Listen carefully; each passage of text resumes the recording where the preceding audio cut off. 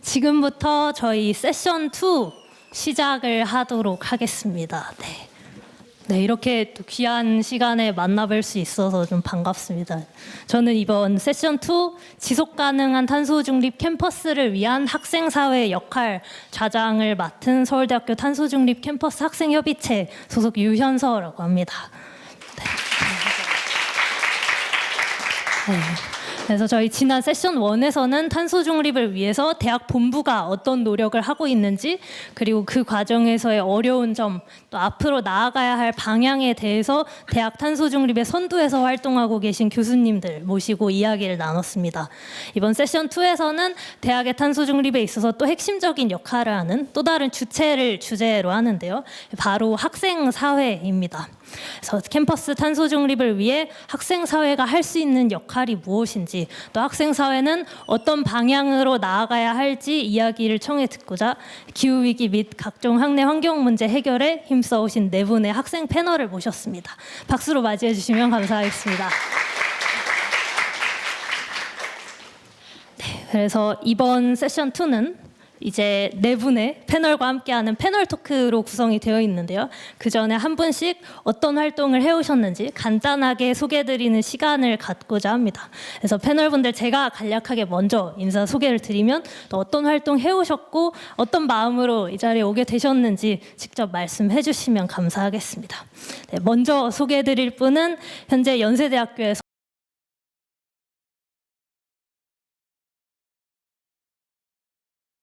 최재형 교수님 랩에서 근무하고 계시기도 합니다. 네, 최혜영님 패널로 오셨습니다.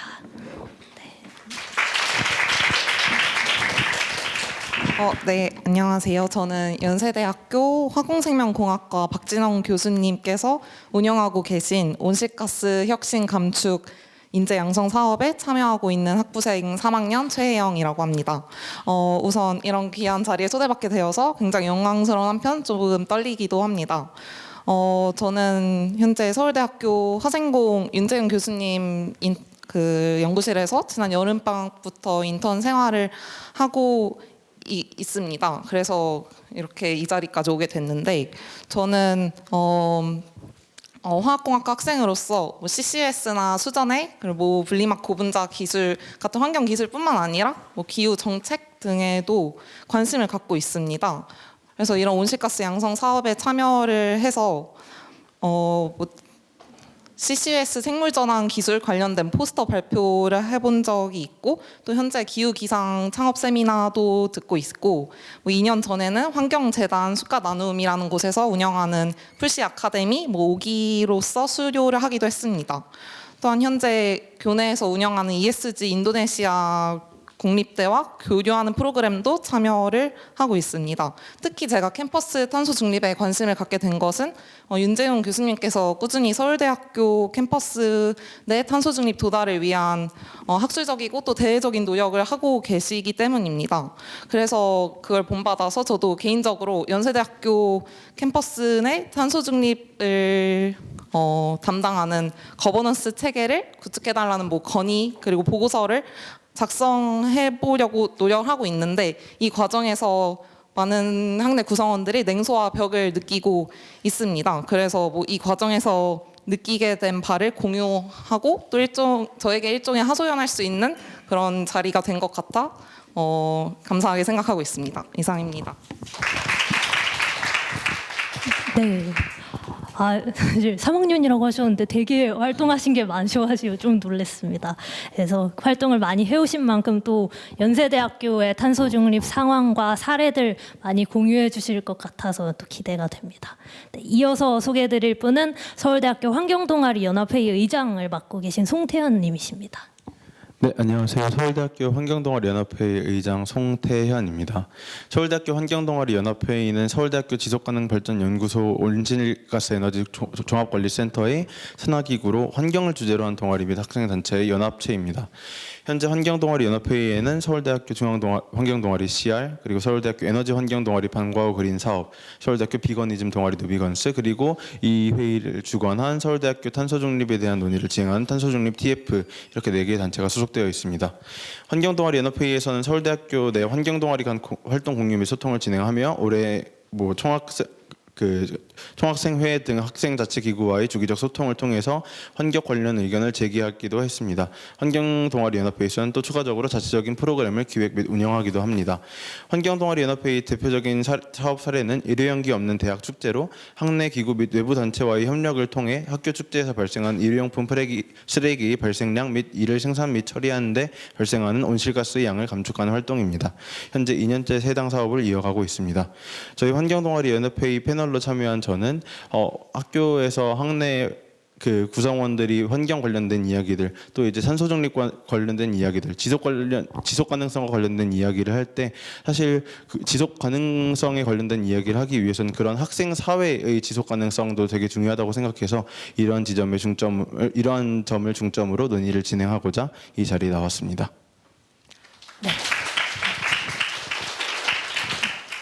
네, 소개 감사합니다. 어떻게 보면 또 서울대학교 환경동아리 연합회의라는 이런 큰 거버넌스를 이끌고 계신 만큼 또 학생사회가 보이고 있는 노력과 한계점에 대해서 여러 말씀해 주실 것 같습니다.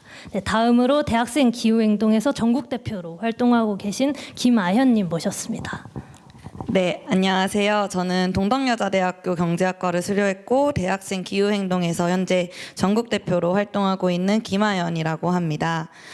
대학생 기후행동은 기후위기 문제를 널리 알리고 정의로운 생태사회로의 전환을 만들기 위해 행동하는 대학생 기후정의 단체입니다. 2020년부터 활동을 지속해 나가고 있는데요. 현재 강원, 경기, 광주, 대구, 서울, 인천, 전북, 제주까지 8개 지역의 대학 캠퍼스를 중심으로 대학생들이 모여서 활동을 진행하고 있습니다. 대학생 기후행동은 대학 내에서 기후 담론이 더 넓게 퍼져 대학에서부터 기후위기 문제를 인지하고 변화를 만들 수 있도록 학내외 활동을 지속하고 있습니다. 전국 회원들이 모여 진행하는 사업부터 학내 오픈 세미나 캠페인 등을 진행하고 있으며 이제는 저희가 300명 정도의 규모가 되어서 어떤 유의미한 변화를 학내에서 만들 수 있을지 조금 더 탄탄하게 고민하고 있는 상황입니다. 저희 단체를 좀 소개해드리려고 하다 보니 대표적인 사업 2가지를 소개하면 좋을 것 같아가지고 올해 진행했던 사업 2가지를 간략하게만 말씀드려 보려고 합니다. 첫 번째는 저희 기후방범대라는 사업을 진행을 했었는데요. 기후정의를 실현하기 위해서는 어떤 한 부분에서의 변화가 아닌 연쇄적인 다양한 영역에서의 변화가 동반돼야 합니다. 그래서 2024 기후방범대에서는 기후위기 피해 현장을 찾아가 기후불의에 맞서 싸우고 피해를 입고 있는 지역 주민들과 함께 연대하는 활동을 진행했었는데요. 동진 석탄화력발전소에 방문하고 한국발전노동조합과의 간담회를 진행하기도 했고요. 신공항 문제가 대두되고 있는 새만금 신공항 문제를 알리는 거리 행동부터 직접 현장에 방문하는 활동까지 진행하였습니다. 그리고 두 번째로는 기후정의 페스티벌이라는 행사를 진행을 했었는데요. 기후위기 문제를 문화의 형식으로 더 많은 시민들에게 알리기 위해 기획되는 페스티벌로 캠퍼스 지부는 이제 키워드를 가지고 부스를 준비하여 본 행사가 진행됩니다. 올해는 렛츠고 그린이라는 슬로건을 가지고 기후정의로부터 새로운 출발을 함께 만들어가는 열차 컨셉으로 기획 진행되기도 하였습니다. 이제 여기 계시는 교수님들 아까 얘기를 들으면서 여기 많은 이제 조언을 듣고 학내에서부터 어떤 유의미한 변화를 만들 수 있을지 같이 고민하는 자리가 되었으면 좋겠습니다. 감사합니다.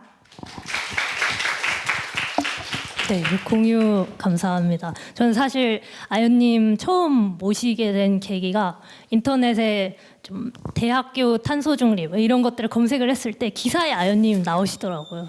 그래서 막 이렇게 찾아보시면서 이분은 꼭 모셔야겠다라는 생각을 했었는데 이제 그만큼 단순히 어떤 대학교라는 한 군데에서의 탄소 중립 환경 활동뿐만이 아니라 좀 전체적인 기후 위기 또 대학 간의 이런 연합 활동 이런 것들에 대해서 또 많이 말씀 나눠주실 것 같습니다. 감사합니다. 마지막으로 또 카이스트의 환경자치단체인 그린인 카이스트 징크에서 프로젝트 팀장으로서 활동하고 계신 조태현님 모셨습니다. 네, 안녕하세요. 현재 카이스트에 재학 중인 학부 1학년 조태현이라고 합니다.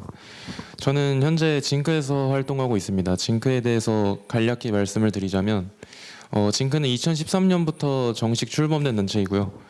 그리고 수많은 친환경 사업들을 진행해 왔고 다양한 수상 기록을 보유하고 있습니다.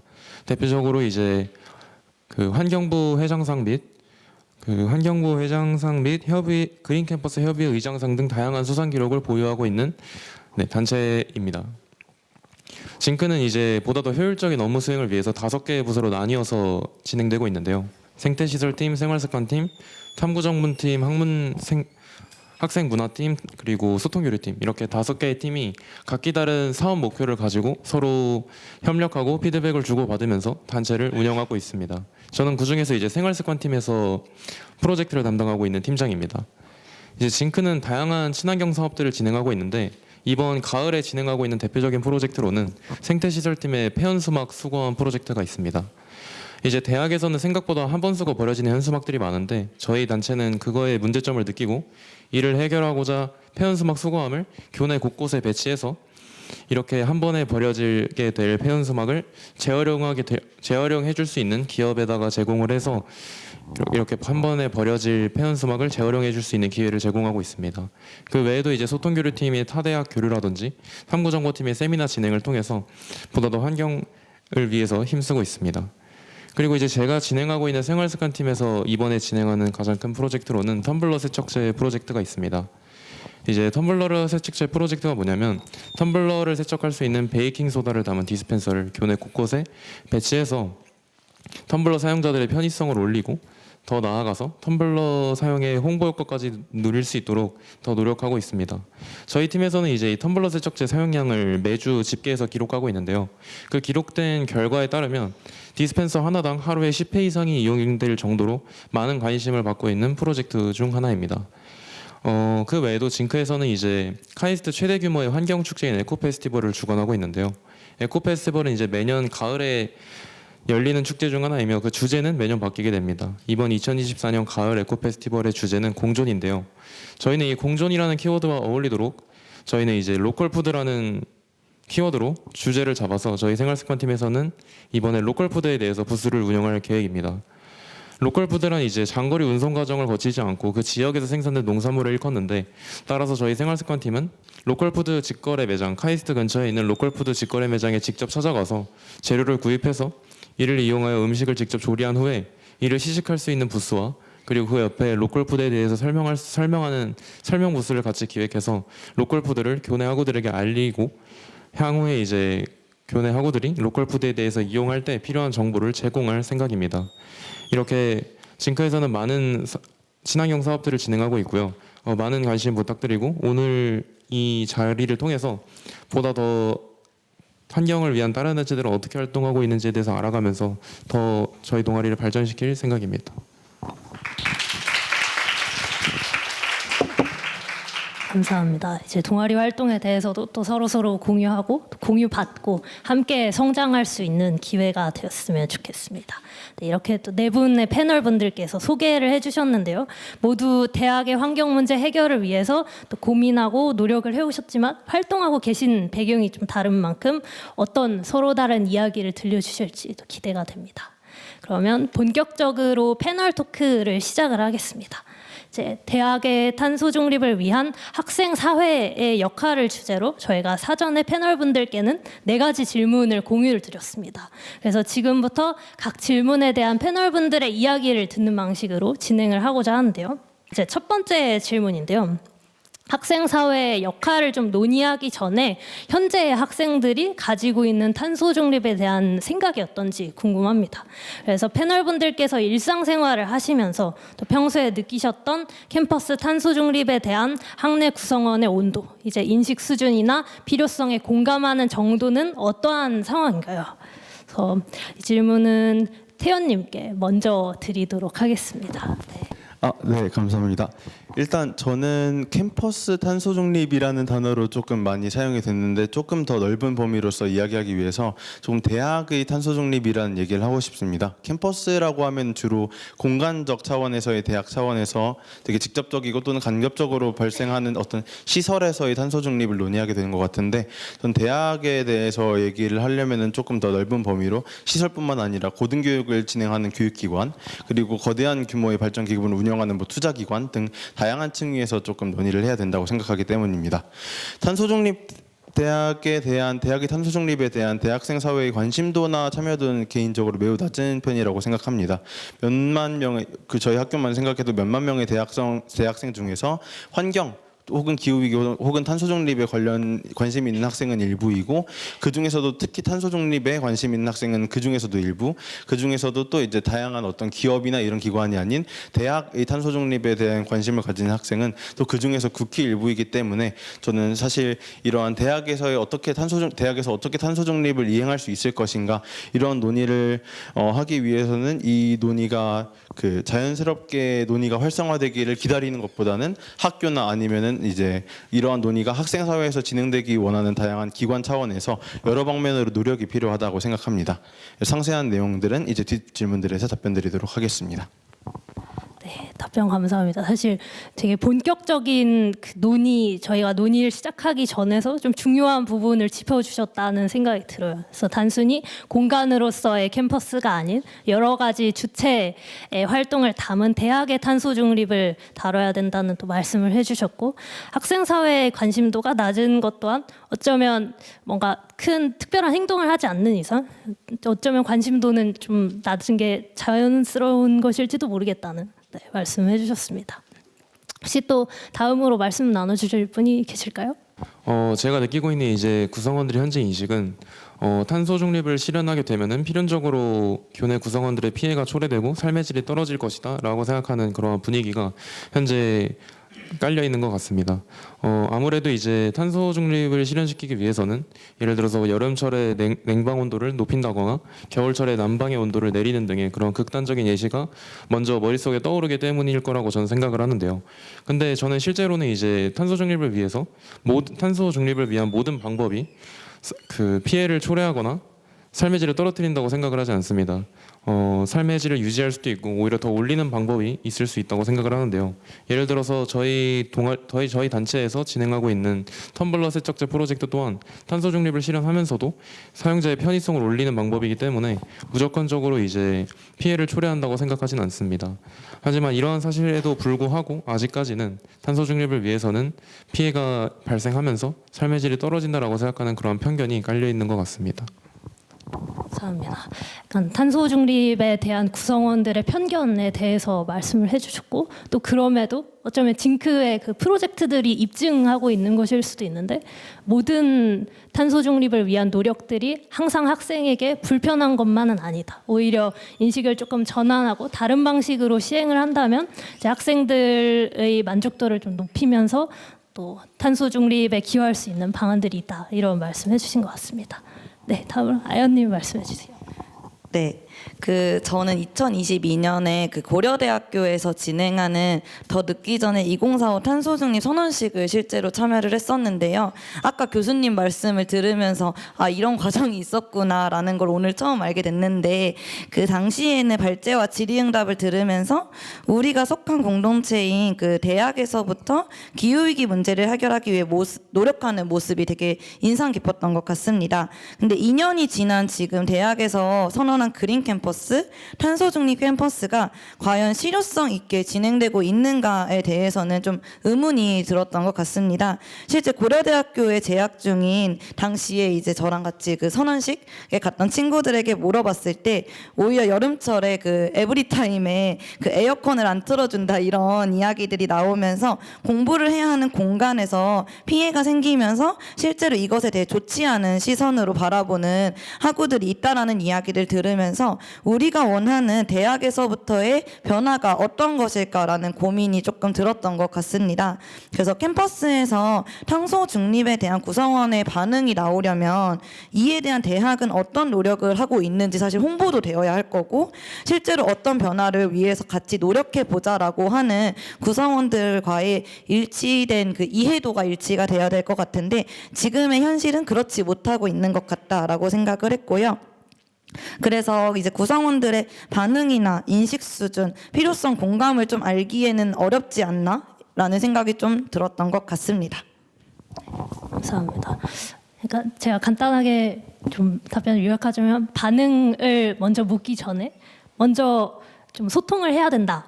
라는 말씀이신 것 같아요. 먼저 우린 이런 것들을 하고 있고 이런 것들을 할 거니까 협조를 해달라고 홍보를 해야 그 다음에 피드백으로 그래서 학생들은 이거에 만족한다, 좀 불만족한다 이런 반응을 볼 수 있겠죠. 네, 말씀 감사합니다. 마지막으로 네, 혜영님 말씀 드리겠습니다. 네, 아까 저 자기소개 때 말씀드렸던 개인적으로 진행해봤던 연수대학교 탄소중립 프로젝트를 하면서 굉장히 많은 냉소 또는 벽을 느꼈던 것 같습니다. 이제 첫 번째가 시설처, 두 번째가 같이 했던 팀원이었습니다. 이제 간단한 그 과정을 요약해서 말씀드리면 먼저 교내 공모전에 응모를 하기 위해서 탄소중립 시나리오를 작성해봤습니다. 연세대학교 캠퍼스 건물에 관해서.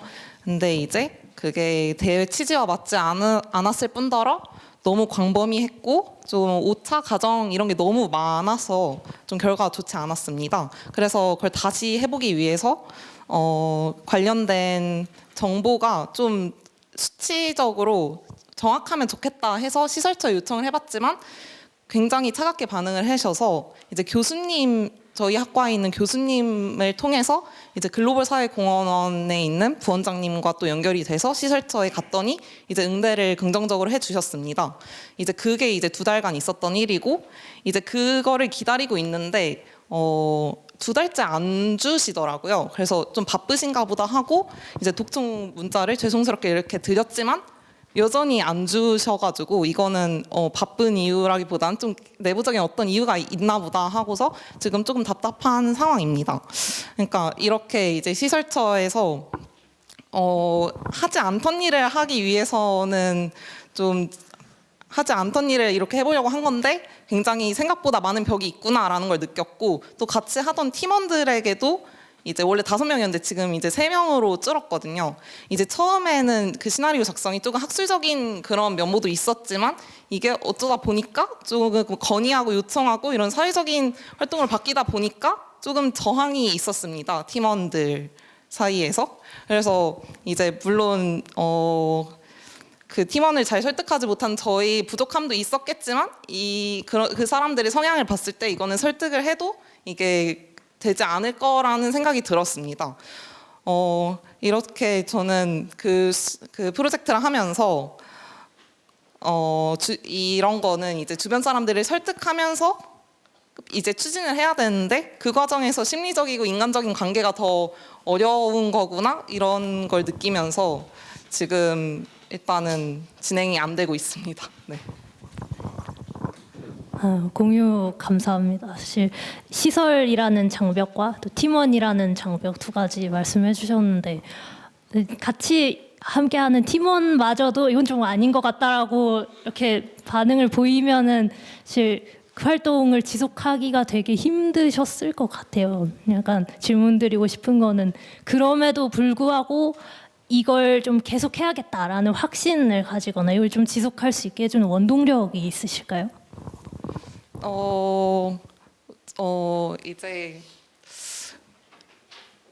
이제 이게 시작한 지가 벌써 이제 2달, 3달, 4달이 되어 가니까 이게 흐지부지 이렇게 끝나면은 좀 개인적으로 좀 시간을 버렸다라는 생각이 들어서 이거는 그냥 제 성격인 것 같습니다. 감사합니다. 이제 4분의 패널분들 이야기를 들었는데 패널분들뿐만 아니라 여기 계신 청중분들께도 질문을 하나 드리고 싶어요. 간단한 질문입니다.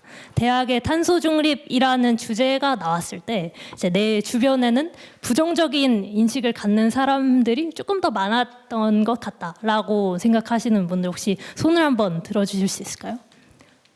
탄소 중립에 대해서 부정적인 인식을 갖는 사람들이 많았다.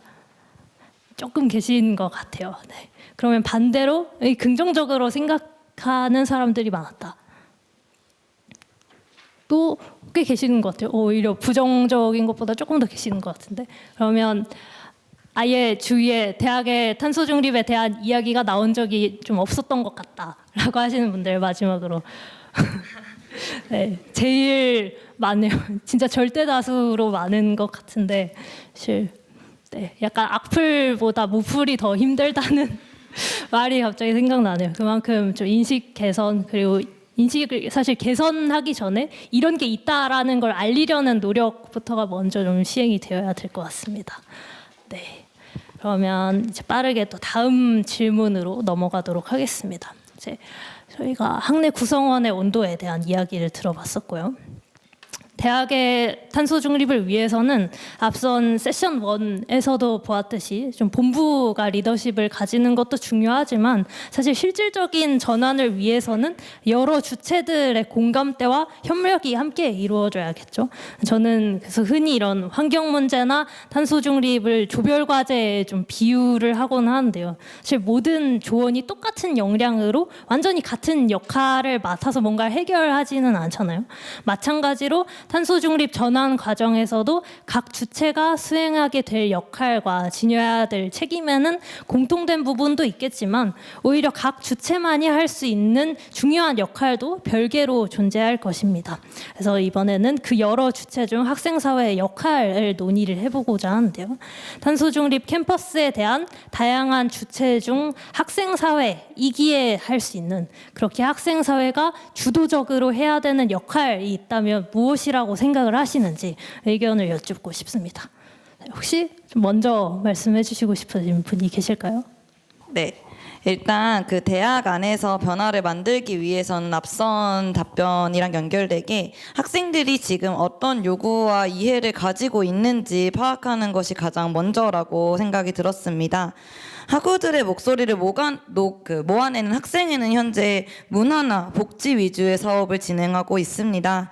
물론 대학에서 이 사업들도 중요하고 저도 즐기는 걸 정말 좋아하는데 우리가 살아가는 데 필요한 권리를 보장하기 위해 지켜져야 하는 것에 대해 어떻게 인식 수준을 맞춰 나갈지 가장 학우들의 목소리를 모아낼 수 있는 학생회에서 그것을 만들어가는 과정이 필요하지 않을까라는 생각이 첫 번째로 들었고요.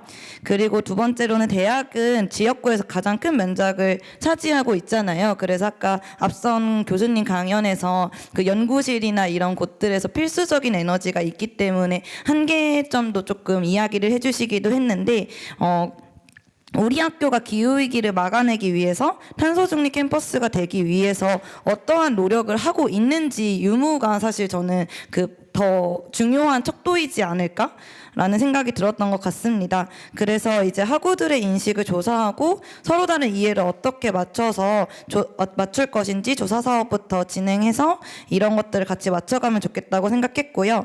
특히나 지금 서울대학교에서 이거를 되게 앞서 추진력 있게 진행하고 있는 것들이 있지만 이 기후위기 문제라는 것은 한 특정 대학 혹은 한 특정 동아리 특정 단체만의 그 노력으로 변화할 수 있는 것은 아니라고 생각합니다. 그렇기 때문에 그 대학의 연대체 혹은 학생회들의 연대체 속에서 이런 이 기후위기 문제를 진짜 대학가에서 동시다발적으로 어떻게 해결해 나갈 것인지에 대한 이제 고민을 시작하고 실제로 대학가 안에서 어떻게 담론을 만들어 나갈지 이야기가 시작되는 것이 필요하지 않을까라는 생각이 드는 것 같습니다.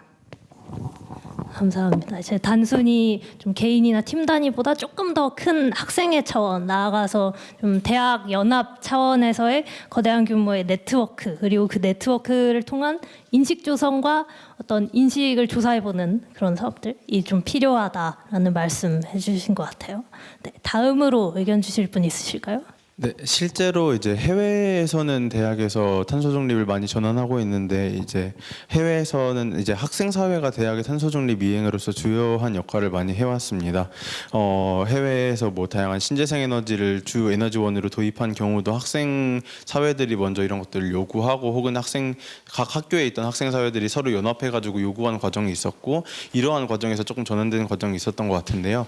이런 점들은 사실 학교에서 자체적으로 그냥 탄소 중립을 진행한다고 했을 때 사실 조금 그 학교 차원에서 진행을 하게 된다면 물론 이제 문제 의식은 잘 공유하고 있겠지만 어떤 실무적인 능력이나 아니면은 어떤 여력이나 이런 것 때문에 좀 건들지 않을 수 있는 범위도 있다고 생각을 해요. 예를 들어서 이번에 말씀해주신 내용들 같은 경우에는 서울대학교에서 스코프 1, 2에 대해서 되게 구체적으로 잘 분석해주시고 또 어떤 비전을 갖고 있다 이런 얘기도 많이 해주셨지만 사실 스코프 3가 많이 중요하게 대두되고 있는 여건에서 현실적으로 지금 학교에서도 인력의 문제나 아니면은 접근할 수 있는 고난의 문제나 이런 것 때문에 현실적으로는 지금은 어렵다라고 얘기할 수 있는 부분이 있는데, 사실 이런 것들이 대학 차원에서 또 학생들이 보기에 혹은 이제 그 전체적인 그 글로벌 사회에서 보기엔 대학이 이런 것들을 해야 되지 않느냐라고 요구를 할 수 있거든요. 그래서 이런 것들을 요구하는 역할이 대학의 구성원으로서 학내 구성원이 해야 하는 역할이 아닌가. 뭔가 학교에서 자체적으로 물론 잘 진행하려고 노력하겠지만 그럼에도 불구하고 그 학교에서는 현재 진행할 수 없는 것들에 학생들이 요구한다, 그러니까 하길 원한다라고 조금 더 학교가 그런 것들을 하고자 하는 의지가 있다면 힘을 실어주는 그런 역할로 발언할 수 있는 것들이 가능하지 않을까 싶습니다. 그리고 또 어떤 이행을 하는 과정에서 학생 사회가 또 자신이 학교에 소속돼 있다는 마음을 가지고 강력하게 학교가 이런 것들까지 이행하기 원한다라고 얘기하고 또 정보를 혜영님 같은 경우에 또 정보를 접하지 못해가지고 조금 어려움을 겪었다고 했었는데, 이런 정보를 적극적으로 공개하기 원한다, 이런 것들도 학교에 적극적으로 조금 요구를 하고, 이런 것들이 학생 사회가 해야 될 역할이 아닌가 싶습니다. 네, 이거 감사합니다. 학생 사회의 역할로 요구하는 역할, 그리고 또 감시자로서의 역할 말씀해 주신 것 같아요. 사실 이번에 저희 포럼 준비하면서 같이 연서명도 받았었는데, 서울대학교의 탄소 중립을 요구하는, 어쩌면 그런 것도 요구하는 역할로서의 어떤 학생 사회의 노력의 일환이라고 볼 수도 있겠습니다. 네. 그래서 이런 역할들, 이런 노력들이 또 더 많은 대학에 퍼지기를 기대하는 바이고, 또 다음으로 발언해 주실 분. 저는 그 학생사회의 태도가 굉장히 중요하다고 생각을 합니다. 학생사회의 가장 큰 특징 중 하나가 이제 대학에서 가장 큰 규모를 차지하는 조직이라는 것인데, 그래서 위에 있는 소수 조직이나 단체가 아무리 좋은 의견을 낸다고 하더라도 학생 사회에서 이에 대해서 부정적인 입장을 취하거나 잘 모른다는 입장을 취하게 되면 이러한 좋은 의견이 실현되기엔 좀 어려움이 있을 거라고 생각을 합니다. 따라서 가장 큰 규모를 차지하는 조직인 만큼 탄소 중립에 대해서 올바른 자세를 함양하기 위한 태도가 필요하다고 생각을 합니다. 따라서 탄소 중립에 대한 올바른 정보를 서로 교류하고 공유하면서 탄소 중립에 대한 올바른 지식을 쌓아가야 한다고 생각을 합니다. 하지만 핵심적인 거는 이제 단순히 정보를 교류한다기보다는 누군가가 혹은 소수 단체가 나서서 먼저 행동으로 보여줌으로써 정보를 교류하는 방식이 보다 더 적절하다고 생각을 합니다. 이제 예를 들어서 저희 단체에서는 작년에 폐연수막을 이용해서 돗자리를 직접 만들어서 교내 학우들에게 나눠줬던 경험이 있습니다. 이렇게 행동으로 먼저 보여줌으로써 탄소 중립에 대해서 정보를 교환하는 것이 교내 학우들이 더 쉽고 빠르게 탄소 중립에 대해서 올바른 지식과 태도를 얻기에 더 적절한 방법이라고 생각을 합니다. 감사합니다. 학생 사회가 지녀야 할 어떤 태도, 인식의 필요성에 대해서 말씀을 주셨던 것 같고, 또 그것을 실제로 학생 사회에 인식시키기 위해서 소수 단체가 어쩌면 직접적으로 행동을 통해 보여주는 것의 중요성을 말씀을 해주셨습니다. 마지막으로 혜영님 말씀 들어보겠습니다. 저도 방금 태연님께서 말씀하신 거랑 정말 일치하게 생각을 하는데, 일단은 첫 번째가 소수 학생의 존재감, 그리고 그들의 큰 목소리가 중요하다 생각하고, 두 번째는 이제 관련된 소수 집단의 움직임이나 정책적 움직임에 이제 긍정적으로 응대하는 다수의 학생이라고 생각을 합니다. 이제 학생들이 이제 대학이 존재하는 이유이기 때문에 소수의 학생일지라도 이제 그들이 크게 이제 목소리를 낸다면 그건 이제 수용이 잘 이루어질 거라고 믿고 있고, 그리고 이들이 제기한 문제가 학내 본부 이제 문제 해결의 시발점이 될 거라고 믿고 있습니다. 이제 이러한 소수의 사람들의 요구에 의해서 예를 들면 뭐 영상 공모전, 뭐 워크숍, 캠페인, 뭐 그런 것들이 이제 만들어지면은 거기에 다수의 학생들이 적극 참여를 하면 되고, 혹은 이제 학내 본부 자체에서 뭐 여러 가지 제도나 투자 지원 뭐 이런 걸 받으면은 그런 것도 이제 긍정적으로 학내 구성원들이 생각을 하면 대학이 이제 탄소 중립 캠퍼스로 나아가는데 좋은 발걸음이 되지 않을까 생각합니다. 감사합니다. 이제 대학이 탄소 중립 캠퍼스로 나아가기 위해서 여러 주체들 투자를 포함해서 노력이 필요하다는 말씀을 해주셨습니다. 그러면 혹시 또 덧붙이고 싶으신 이야기가 있으실까요? 네. 그러면 다음 질문으로 한번 넘어가 보도록 하겠습니다. 다음 질문은 저희 지속 가능성을 주제로 한 질문을 좀 준비를 해봤는데요.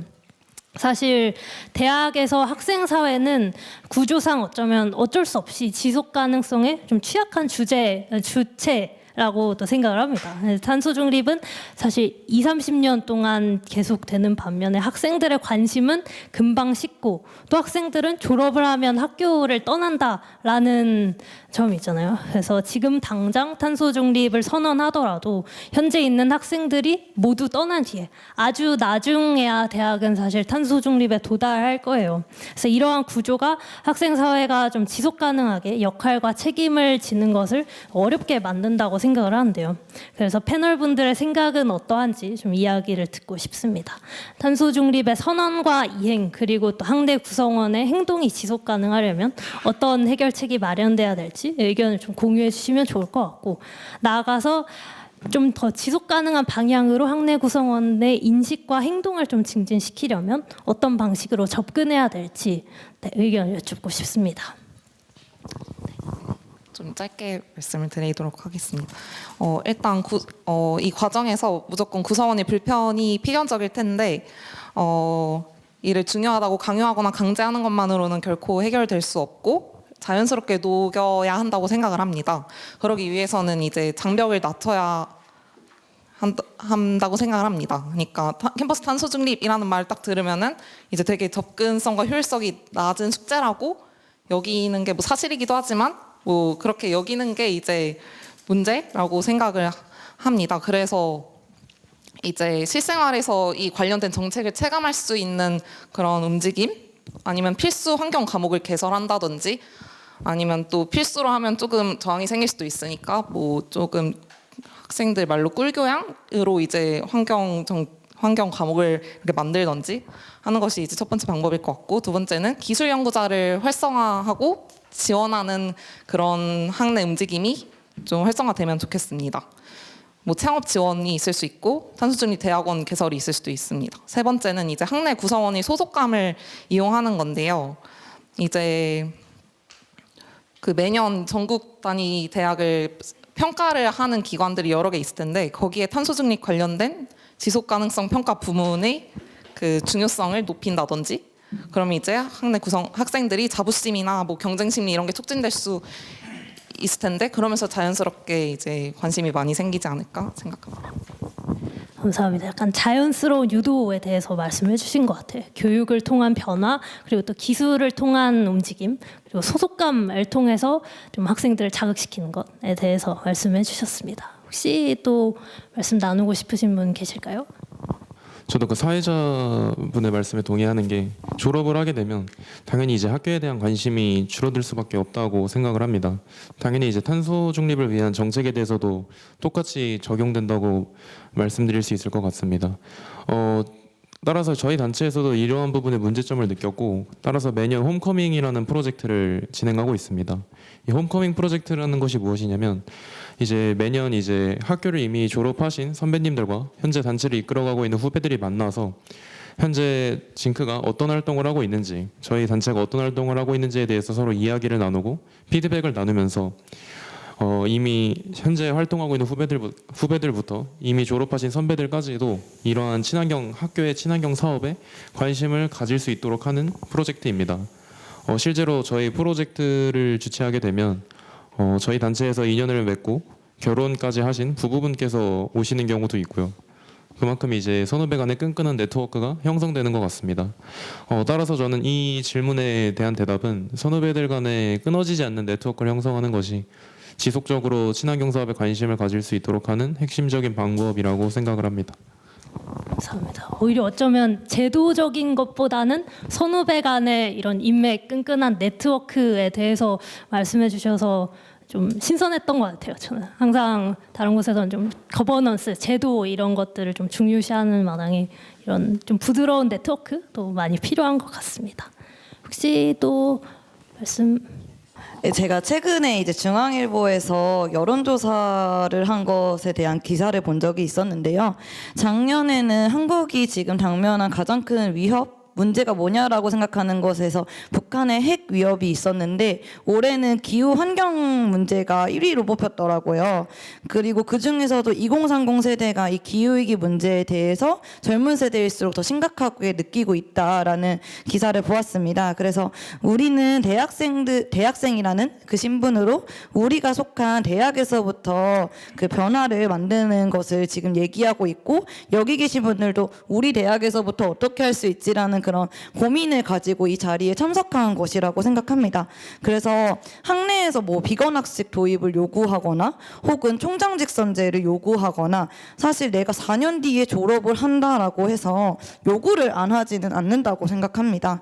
오히려 나의 후배들이 이런 것들을 겪지 않았으면 좋겠다. 혹은 내가 나중에 졸업을 하더라도 우리 학교를 나중에 기억했을 때 이런 학교였으면 좋겠다라는 마음으로 계속해서 요구하는 과정이 오히려 있는 것이 아닐까라는 생각이 들었고 기후위기 문제에서 가장 큰 어려움은 내가 어떤 것을 할 수 있을지 모른다는 것에서부터 있다라고 오히려 생각을 했습니다.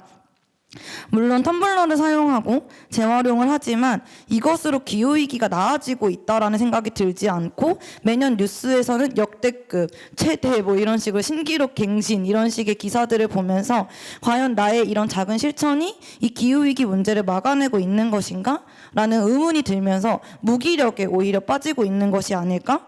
라는 생각이 들었고요. 그래서 결국엔 계속 돌고 도는 것 같은데 저희 대학생 기후행동에서도 우리 학교에서부터 어떤 걸 바꿀지 고민할 때 학우들이 지금 어떤 것까지 할 수 있고 어떤 것까지 지금 그 인식 수준에서 일치도가 있는지를 모르니까 대학에서 어떤 것을 요구할지 좀 어려운 것 같다라는 생각이 들었습니다. 그래서 대학이 4년 뒤에 내가 졸업을 하게 되더라도 내가 나중에 이 속한 대학을 기억했을 때 혹은 돌아봤을 때 뉴스에서 보았을 때 좋은 선례로 남기 위해 내가 어떤 걸 할 수 있을지 실질적인 그 학우들의 좀 참여나 이런 것들을 어떻게 도모할 수 있을지 고민해야 되는 것이 여기 있는 학생분들과 저희 패널 모두가 같이 함께 해야 되는 역할이 아닐까라는 생각이 듭니다. 되게 많은 여기 계신 분들이 저를 포함해서 공감하시지 않을까 생각을 해요. 이 내가 좀 뭘 할 수 있을지 모르겠다라는 그런 무력감이 좀 들 때가 있는데 오히려 그럴수록 내가 좀 여러 사람들이랑 좀 뭉쳐서 연대해서 뭘 할 수 있을지 고민하고 어떤 작은 것들이라도 시작하고 확산하고 그런 움직임이 더 중요한 것 같습니다. 네, 혹시 또 나누고 싶은 말씀이 없으시면 다음 질문으로 넘어가겠습니다. 마지막 질문입니다. 네. 앞서서 이제 학생 사회의 역할과 지속 가능성에 대해서 좀 이야기를 나눠 보았고 학생 사회의 역할 이야기를 하다가 또 목소리를 내고 요구하는 것의 중요성에 대한 얘기를 들었는데 이제 이 자리를 기회로 학내 본부에게 요구하고 싶으신 것이 있다면 공유해 주시면 감사하겠습니다. 이 자리에 교수님들도 많이 계시고 어쩌면 좀 전문가분들도 많이 계시기 때문에 이 자리에서 요구하는 게 효과가 있을지도 몰라요. 네. 그래서 한 분씩 공유해 주시면 감사하겠습니다. 네, 저 먼저 답변하겠습니다. 일단 저 포함해서 4명의 학생 패널들이 어떤 과정으로 환경 관련된 활동들, 탄소 중립 관련된 활동들을 하고 있고 어떤 어려움을 겪는다 이런 얘기를 한 것 같은데 뭔가 보다시피 그리고 저번 3번 질문에서도 얘기했듯이 어떤 지속 가능성 문제의 위험도 겪고 있다 이런 문제를 좀 공유해 줬는데 말씀해 주신 대로 이제 위에 말씀드린 어떤 과정들은 장기적이고 소모적인 과정인 것 같아요. 학생들은 학교에 어떤 것들을 요구하고자 하는데 이제 어떻게 보면은 학교 본부와 이제 학생들과의 관계가 어느 정도 비대칭적인 면이 있는 것 같아요. 학교 같은 경우는 사실 정보를 가지고 있고 혹은 가지고 있지 않고 이런 것들이 있지만 이런 것들을 어떤 정보를 가지고 있다, 어떤 것들을 공개해 줄 수 있다 이런 상황들을 외부에 아직까지는 막 적극적으로 공유하고 있지 않은 것 같으며 또 이제 혜영님 같은 경우에는 어떤 것들을 조금 요구하고 싶다라고 얘기했는데도 어떤 이유인지도 모르는 상태로 어떤 지연된 어떤 학교와의 논의가 지연된다거나 이런 경험을 할 수도 있는 것 같아요.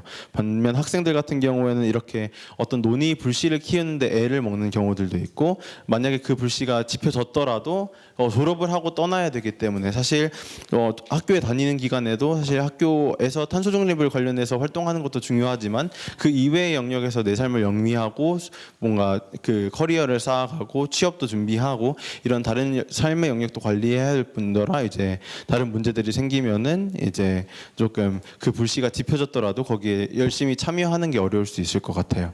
그래서 학내 본부에 요구하고 싶은 내용들은 학생들이 이런 불씨를 키우고자 할 때 적극적으로 불씨가 지펴질 수 있도록 정보를 공유하고 그다음에 만약에 그런 학생들이 어쨌든 졸업을 하고 다른 학생들이 들어와야 되니까 그런 학생들이 다시 들어왔을 때 그 학생들이 환경과 관련된 이야기들, 기후위기, 탄소 중립에 관련된 이야기를 활성화하고 활발하게 논의할 수 있도록 그 이야기를 학생사회에 먼저 전해주는 게 중요하다고 생각합니다. 정보 공개 차원 같은 경우에는 뭐 기관 및 시설이 무엇이 있는지에 대한 인벤토리뿐만 아니라 이런 탄소 배출량을 어떤 방법을 통해서 어떻게 감축하고자 하는지 이런 로드맵 차원의 계획까지도 학내 구성원에게 정보를 공개해야 된다고 생각을 하고요. 이 방법이 단순히 홈페이지 업로드 했다 정도의 방식이 아니라 학내 구성원들이 관심을 가지고 볼 수 있도록 접근성 어떻게 하면 더 접근성 높게 제공할 수 있을지 이런 것들을 고민하고 공유해야 될 것 같아요. 또 이제 캠퍼스 차원이 아닌 대학의 차원에서도 이제 다양한 차원에서의 탄소 중립 관련된 정보를 공유하는 것이 중요할 것 같습니다. 이제 태양광 설치는 얼마나 하고 있는지 이런 것뿐만 아니라 교육에서도 얼마나 그 탄소 중립 관련된 노력을 하고 있는지 그리고 그 이외의 영역에서도 어떤 방식으로 노력을 하고 있는지 주기적으로 공유해 주는 게 좋을 것 같고요. 그리고 교육 차원에서는 탄소 중립 교양과 관련된 탄소 중립과 관련된 교양을 개설하고 의무화하는 것도 중요하고 좋은 방안 중에 하나라고 생각을 합니다.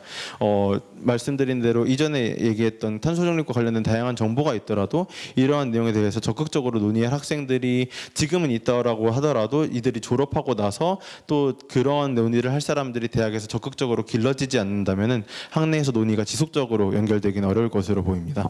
그래서 현재 학교에서 탄소 중립과 관련된 교양들이 얼마나 있느냐, 전공으로 뭐 탄소 중립과 관련된 수업을 듣는 학생들을 제외하고 일반적인 그 학교 학생들이 탄소 중립과 관련된 수업을 얼마나 듣고 얼마나 그에 대한 지식을 함양할 수 있느냐를 보면은 그런 교양들은 전무한 상황인 것 같아요.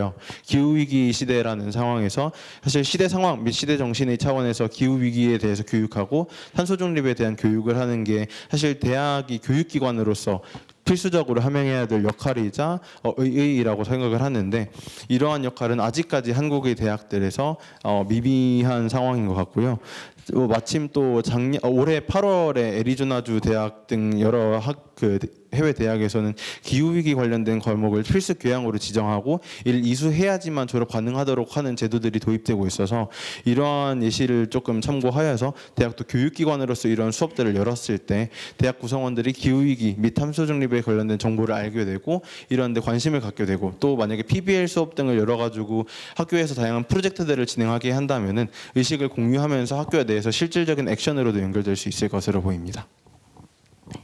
감사합니다. 이제 정보를 자세하게 공유해달라는 말씀 그리고 또 교육의 필요성에 대해서 강조를 해주셨습니다. 다음 이야기 들어보도록 하겠습니다.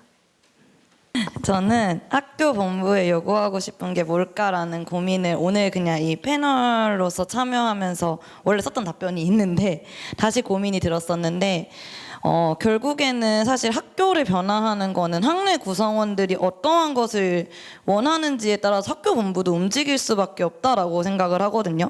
근데 가끔 뉴스를 봤을 때 학교와 학내 구성원들과 대립하는 그런 뉴스들을 볼 때 참 마음이 아프더라고요. 그래서 이제 우리가 이러한 논의를 시작하는 것부터가 변화의 저는 시작이라고 생각하는데 학교에서 사실 법인이다 보니 아무래도 이윤을 창출해야 되는 것도 있을 거고 다양한 것들이 있겠지만 그것보다 사실 우리가 함께 살아가야 할 이 지구에서 더 오래 살아갈 수 있도록 대학에서부터 대학의 역할을 같이 고민하고 요구가 모아졌을 때 예전에 비해서 그 구성원과 소통하는 장은 되게 많이 마련이 되고 있다라고 생각하거든요. 이게 뭐 학생과 교수님들 혹은 학교와 학생들 뭐 이런 식으로 되게 많은 논의 테이블은 있다라고 생각하는데 그 논의 테이블의 한계는 논의에서 끝나는 것이었다라고 생각을 해서 실질적인 이 논의가 그 변화로 만들 만들어지는 과정에서 학생들과 이 학내 구성원들은 지속적인 관심을 가지는 것, 그리고 학교 본부는 말뿐인 것에서 멈추는 게 아니라 실질적인 변화를 만들 수 있는 로드맵을 구성원들과 같이 만들어 나갔으면 꼭 좋겠다라는 말로 마무리하겠습니다. 네, 좋은 마무리 감사합니다. 이제 변화를 위한 실질적인 그런 논의의 장에 대해서 좀 말씀을 해주신 것 같아요. 그러면 이렇게 네 분의 패널 분들께서 여러 가지 질문에 대해서 답변을 해주셨는데 이제 질문은 어느 정도 마무리를 하고 자리하고 계신 청중분들의 이야기를 좀 듣고 싶습니다. 이제 각 패널분들 대상으로 뭐 질문을 해주셔도 좋고 또는 전반적인 생각 관련된 의견을 나누어 주셔도 좋을 것 같습니다. 네, 안녕하세요. 네. 오늘 좋은 말씀 너무 잘 들었고요. 고려대학교 지속발전연구소에서 온 김익재라고 하는데요.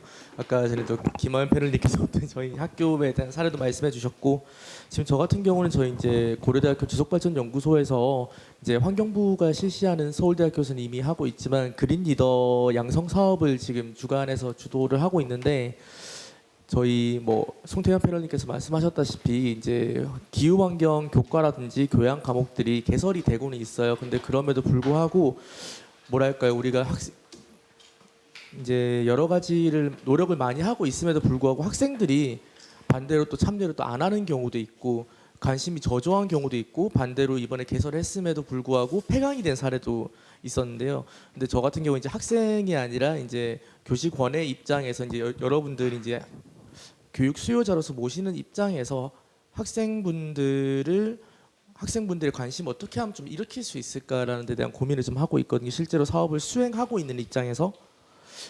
네, 그런 어떤 말씀하신 거에서 조금 이제 그린 리더 교과 과정이라든지 그런 기후 환경에 관한 실질적인 참여로 이끌 수 있도록 하기 위해서 이제 어떤 대학의 부설 연구 기관이 어떤 역할을 해줬으면 좋겠나라는 데 대한 좀 고견이 있으시면 공유해 주시면 감사하겠습니다. 좋은 고민 공유 감사합니다. 사실 저도 말씀하신 그 그린 리더십 코스도 밟고 있고 그런 수업들도 듣고 있는 학생으로서 관련된 얘기할 게 조금 많은 것 같은데요. 일단 제가 아까 교육 관련된 말씀을 드릴 때 그냥 탄소 중립 관련된 교양을 개설하자뿐만 아니라 거기에서 그치지 않고 이런 것들을 조금 의무화하면 좋겠다라는 이야기를 했거든요. 사실 네, 교양 수업 같은 경우에 사실 탄소 중립 혹은 기후 위기 관련된 의제는 그냥 저는 일부 구성원들만 그냥 관심 가지고 이 일을 위해 해결하기 위해서 노력해야 되는 주제가 아니라 정말 시대 정신이고 시대의 상황이고 그래서 전 학생들이 모든 국민들이 공유하고 있어야 되는 그 시대 의식이자 그런 것들에 대한 지식을 조금 학습하고 이런 것들에 대해서 어떻게 살아가야 될지를 고민하는 그런 기회가 적어도 대학에서는 있어야 된다고 생각을 하거든요. 그래서 저는 교양을 어떻게 매력적으로 만들 것인가에 대한 고민 역시 되게 필요하고 중요하겠지만 그보다 조금 더 학교에서 어떤 방식으로 할 수 있을 거냐를 본부 차원에서 생각을 해보자면 이런 것 물론 그 제도를 조금 바꾸고 이런 것들에 시간과 뭐 정책적 문제 이런 것들이 그 포함되어 있긴 하겠지만 이런 것들을 조금 그 의무화하는 게 대학이라는 그 시대 정신을 학습시키고 이런 것들에 대한 논의를 만들어가는 장으로서 필요하다. 그래서 만약에 학교 학생들이 너무 들어오지 않아서 문제라면 사실 그 학교에서 기후 위기에 대한 이야기를 하고 기후 위기를 이야기할 수 있는 사람들을 길러낼 수 있는 가장 좋고 중요하고 또 가장 또 현실적이기도 한 방안은 기후 위기에 관련된 공부를 하고 논의를 하는 장을 필수적인 공간으로 만들어라라는 거긴 하거든요. 그래서 다양한 방법이 있겠지만 가장 좋은 방법은 필수 교양으로 만드는 거가 필요하고 좋다고 생각을 하고요. 그 이외에도 또 그냥 그 수업 차원에서는 어떤 방식이 가능할까라고 생각을 해본다면은 조금 참여하고 프로젝트 사실 또 이제 기후위기 관련된 활동들 이런 것들이 나중에 취업을 하고 나서 이런 그 취업을 하고 나서나 아니면 취업할 때나 되게 중요한 지표로 사용되기도 하잖아요. 뭐 ESG 관련된 지표로 이런 활동까지 관심이 있었네. 이런 것들을 우리 기업에서도 적용할 수 있겠네. 이런 식으로 적용할 수 있는 지표가 될 수 있다고 생각을 해서 이런 것들을 조금 적극적으로 어필할 수 있을 만한 어떤 프로젝트 베이스 러닝 수업들을 많이 열어가지고 실제로 학교에서도 어떻게 적용을 해볼 수 있을까? 뭐 기업에서는 어떤 방식으로 이런 것들을 적용해볼 수 있을까? 이런 수업들을 연다면 학생들이 그냥 단순히 이거는 기후위기 관련된 수업이고 그 수업이네 하고 멈추는 게 아니라 기후위기가 탄소 관련된 수업이고 이런 것들이 되게 중요하다는 건 아는데 이런 것들을 내가 수업을 들었다는 것이 어떤 이익으로 작용할 수 있을지 이런 것들을 훨씬 더 그 이익으로 가져올 수 있게 하는 게 학생들한테는 중요한 것 같아요. 그리고 또 사실 학생들에게 또 인문대 학생들이나 이런 학생들이 뭐 법, 그 로스쿨 이런 데도 관심이 많고 또 이제 뭐 CPA 이런 데도 관심이 많은 만큼 이런 것들을 이용해 가지고 탄소 중립 관련된 폐계 관련된 내용들, 탄소 중립과 정책 관련된 내용들, 법 관련된 내용 이런 식으로 학생들이 조금 더 유의미하게 관심을 가질 수 있는 수업을 여는 것 또한 필요하다고 생각합니다.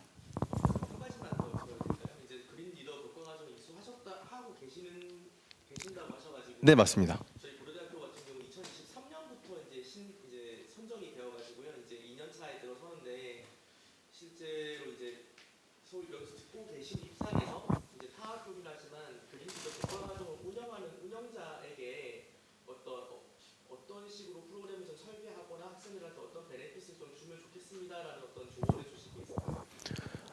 베네핏이 정말 여러 차원으로 얘기를 할 수 있겠는데 일단 정말 수업 자체에 대해서 이야기를 하자면요. 사실 그린 리더십 코스 자체는 그냥 일반 학생들이 듣는 것보다는 그린 환경 혹은 기후위기 관련된 학생들이 들어오는 그 관심 있는 학생들이 들어와서 일차 관문이 더 있는 그런 수업들이잖아요. 그만큼 어떤 특정 분야에 대한 기후위기 관심을 가지고 있을 가능성이 높은데 사실 현재 서울대학교의 그린 리더십 과정에서는 이공계 계열에서의 어떤 기후위기 관련된 이야기들, 탄소 중립 관련된 이야기들은 어느 정도 원활하게 할 수 있는데 반면 뭔가 제가 관심 있는 어떤 문과 계열, 사회 계열 또 혹은 인문 계열에서 이런 논의들을 할 수 있는 수업들이나 이런 것들은 매우 부족한 실정이긴 하거든요. 그래서 이러한 정말 다양한 차원에서 예를 들면 기후 위기와 재난, 기후 위기와 그 환경 부정이 이런 다양한 차원에서 그 기후 위기 관련된 탄소 중립 관련된 관심이 있을 수 있는데 그러한 영역을 조금 그 브로드하게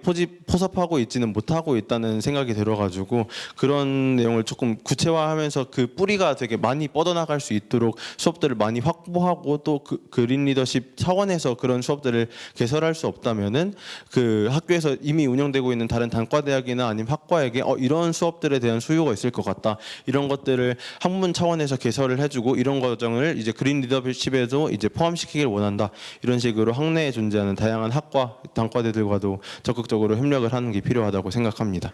그리고 그 이외의 과정들 예를 들면은 그린 리더십 같은 경우 인턴 과정 같은 코스들도 있는데요.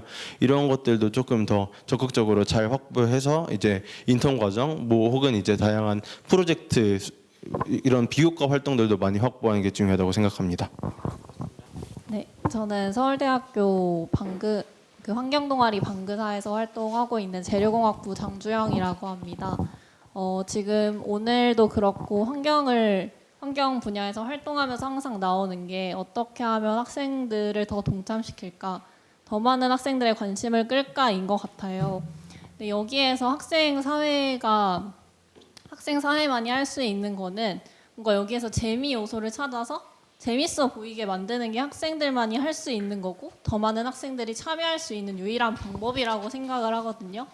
그래서 여기에 모인 환경에 관심 있는 학생분들도 그렇고 또 이제 본부도 그렇고 뭔가 환경 관련된 재미있는 사업을 꾸려나가는 거를 좀 생각을 해주셨으면 좋을 것 같아요. 그거에 관련돼서 본부에서 예산을 꾸려준다면 더 재미있는 사업을 할 수 있을 것도 같고요.